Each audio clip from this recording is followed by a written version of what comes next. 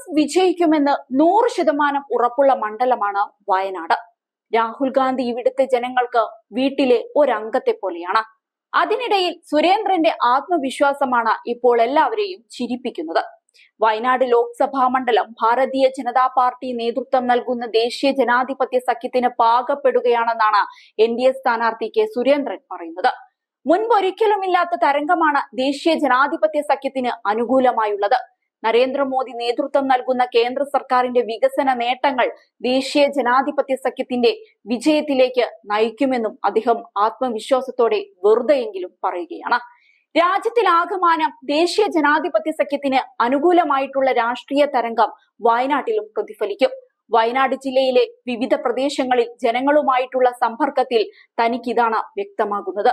മോദി സർക്കാരിന്റെ ഗുണഫലം പറ്റാത്ത ഒരു കുടുംബം പോലും ഇല്ല എന്നുള്ളത് ദേശീയ ജനാധിപത്യ സഖ്യത്തിന് വളരെയധികം പ്രതീക്ഷ നൽകുന്ന ഒന്നാണ്.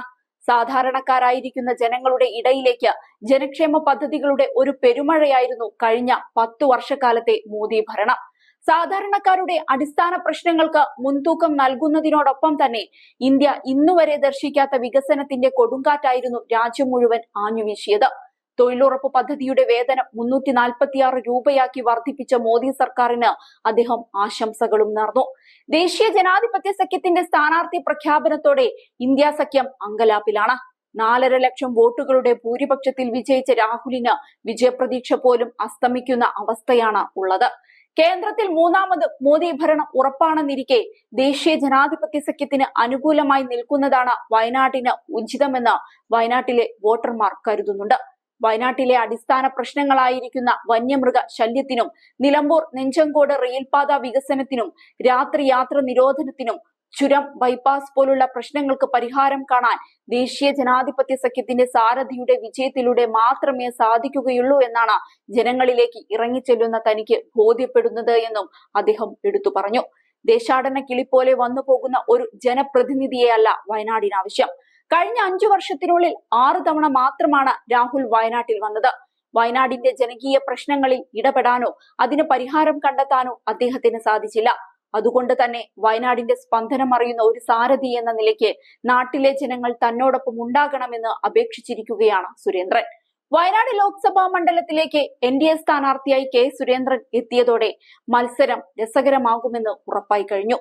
തോൽവി ഉറപ്പിക്കാമെങ്കിലും നേതാവ് വളരെ ആത്മവിശ്വാസത്തിലാണ്.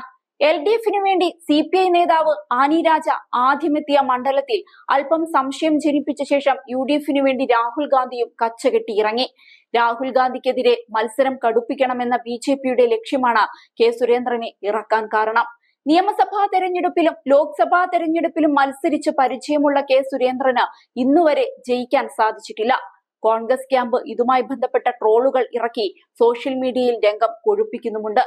എന്നാൽ നരേന്ദ്രമോദി, JP നദ്ദ എന്നിവരുടെ നിർദ്ദേശപ്രകാരമാണ് അപ്രതീക്ഷിതമായി കെ സുരേന്ദ്രൻ വയനാട്ടിൽ സ്ഥാനാർത്ഥിയായിരിക്കുന്നത്.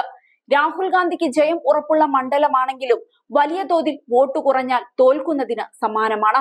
വോട്ട് കുറയാതെ നോക്കുക എന്നതാണ് UDFിന്റെ ലക്ഷ്യം. ആനി രാജയുടെ പ്രകടനം മികച്ചതായാൽ രാഹുൽ ഗാന്ധിക്ക് വോട്ട് കുറയും. ദേശീയ തലത്തിൽ BJPക്ക് ഇതൊരു ആയുധമാവുകയും ചെയ്യും.